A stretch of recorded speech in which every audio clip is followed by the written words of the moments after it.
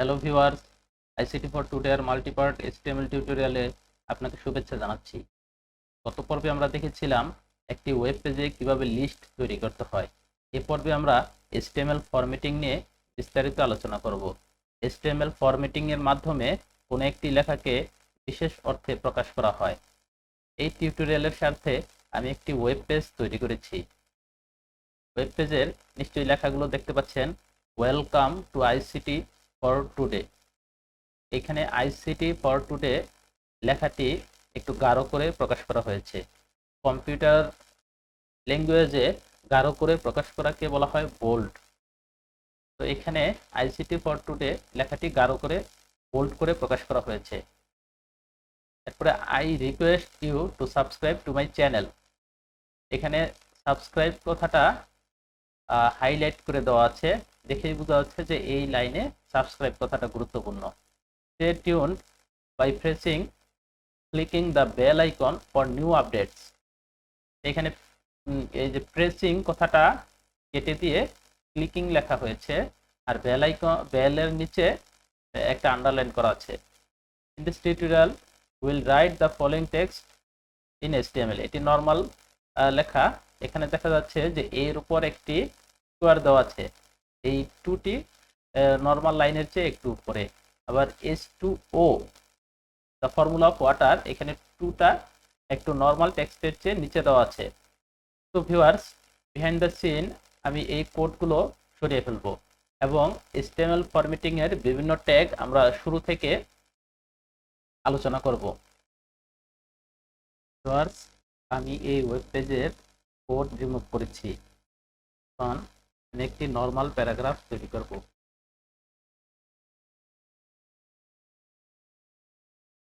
Run করছি। This is normal text. আমি এই নর্মাল প্যারাগ্রাফটি তৈরি করলাম। এটার সাথে আমার অন্যান্য যে ফরম্যাটেড টেক্সট তৈরি করব এগুলো কম্পেয়ার করে বোঝার জন্য। এখন আমি দেখাবো যে কিভাবে একটি লেখাকে গাঢ় করে প্রকাশ করতে হয়। কম্পিউটারের ভাষায় কোনো একটা লেখাকে গাঢ় করে প্রকাশ করাকে বলা হয় বোল্ড করা। এইচটিএমএল এ কোনো একটা লেখাকে বোল্ড করে প্রকাশ করার জন্য ডি ট্যাগ ব্যবহার করা হয়।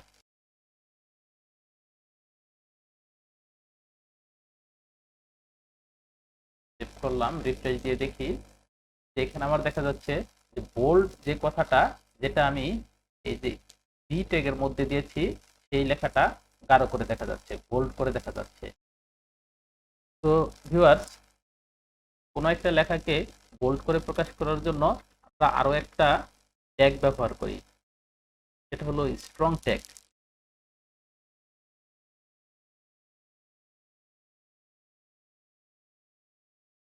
রিফ্রেশ দিয়ে দেখি।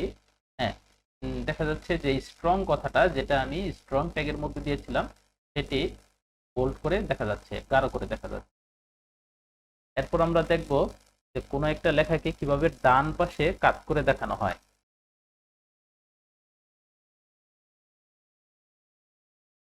এটা নর্মাল একটি লেখা। এখানে কোনো একটা লেখাকে ডান পাশে কাট করে দেখানোকে বলা হয় ইটালিক টেক্সট। তো কম্পিউটারে এইচটিএমএল এ ইটালিক টেক্সট প্রকাশ করার জন্য আই ট্যাগ ব্যবহার করা হয়। আমরা শুধু ইটালিক কথাটাকে ডান পাশে কাট করব, একটু কাট করা দরকার। রিফ্রেশ দিয়ে দেখি। হ্যাঁ, এই ইটালিক কথাটা ডান পাশে কাট হয়ে গেছে। তো ভিউয়ার্স,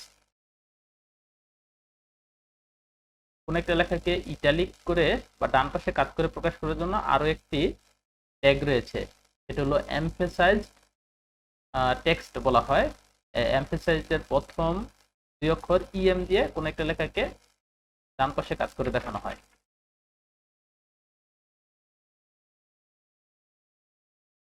শুধু এমফেসাইজ এই কথাটাকে ডান পাশে কাট করব।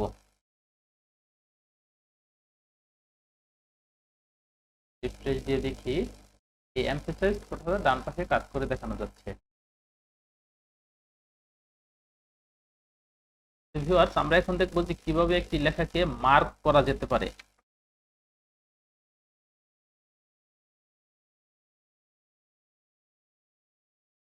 আমরা do not forget to take medicine এই লেখাটা নর্মালি দেখা যাচ্ছে, আমরা যাচ্ছি যে মেডিসিন কথাটাকে একটু হাইলাইট করে দিব যেন মেডিসিন ক্ষেত্রে ভুল না হয়।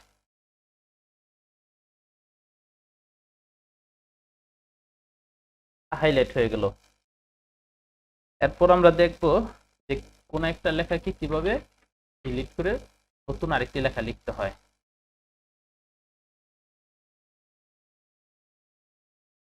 ক্রিকেট লিখেছি, আমি ক্রিকেটটাকে ডিলিট করে দিব। এটার জন্য HTML ট্যাগ হলো del del।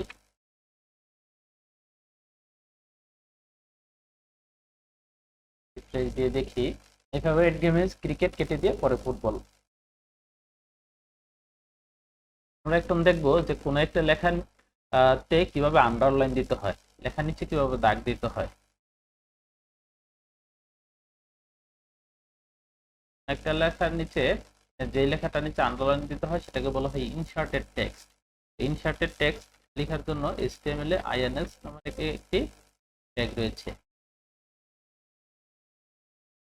এই যে রান করি ইনসার্টেড, যে লেখা চারপাশে INS ট্যাগ দেওয়া আছে সেটি আন্ডারলাইন দেখা যাচ্ছে। এরপর আমরা দেখব যে কিভাবে সুপারস্ক্রিপ্ট তৈরি করতে হয়।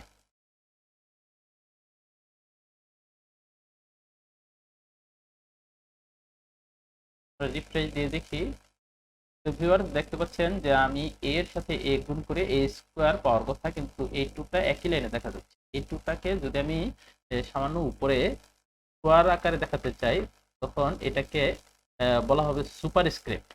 HTML এ একটি ট্যাগ রয়েছে sup, সুপারস্ক্রিপ্টের প্রথম 3 লেটার sup। এই টুকে সুপারস্ক্রিপ্টের মধ্যে দিলাম। হ্যাঁ, এটা টু নরমাল লেখা থেকে একটু উপরে দেখা যাচ্ছে।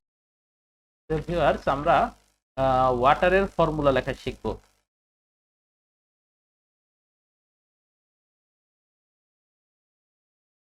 রিফ্রেশ দিয়ে দেখি এই টুটা একই লাইনে দেখা যাচ্ছে, এটাকে আমরা একটু নিচে দেখাতে হবে। এটাকে HTML এর ভাষায় বলা হয় সাবস্ক্রিপ্ট, SUB সাব। এটুকে সাবস্ক্রিপ্ট লিখে দিলাম। আগেরটা লক্ষ্য করুন যে সুপারস্ক্রিপ্ট SUP আর সাবস্ক্রিপ্টে SUB, একটু নিচে দেখা যাচ্ছে। তো ভিউয়ার্স এছাড়াও আরো অনেকগুলো ফরম্যাটিং ট্যাগ রয়েছে। আমরা এই বেসিক ফরম্যাটিং ট্যাগগুলো আজকে এখানে আলোচনা করলাম। আপনারা এগুলো সম্পর্কে দক্ষ হওয়ার পরে বাকি ট্যাগগুলো আশা করি শিখে যাবেন। এখানে আমরা আরেকটা জিনিস আজকে দেখব, সেটা হলো কমেন্ট, HTML কমেন্ট।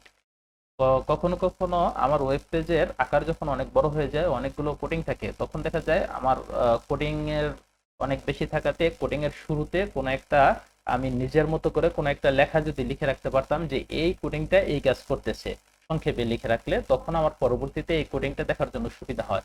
অথবা দেখা যায় যে কখনো কখনো আমি কোনো একটা কোডিং আমার ওয়েবসাইটে রয়েছে, সেই কোডিংটা আমি আপাতত সরিয়ে ফেলতে চাচ্ছি, কিন্তু আবার কয়েকদিন পরে আবার সেটা দরকার পড়বে।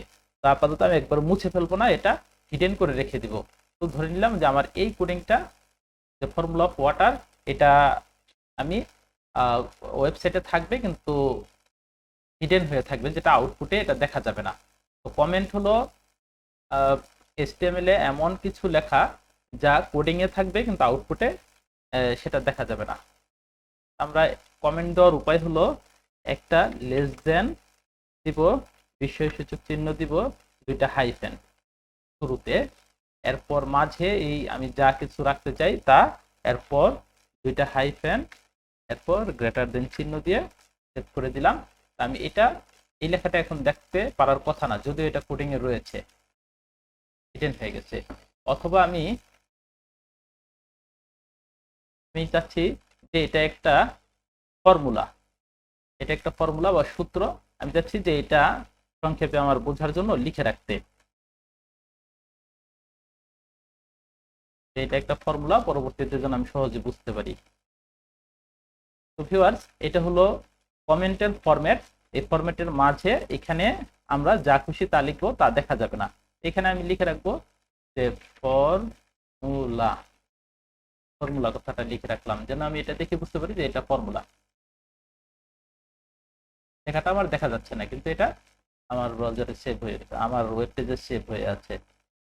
তো ভিউয়ার্স, আজকের টিউটোরিয়াল এ পর্যন্তই। আপনি যদি আমার চ্যানেলে নতুন হয়ে থাকেন তাহলে প্লিজ সাবস্ক্রাইব করুন এবং নতুন নতুন আপডেট পেতে পাশে থাকা বেল আইকনে ক্লিক করে সঙ্গে থাকুন। ভিডিওটি দেখার জন্য ধন্যবাদ।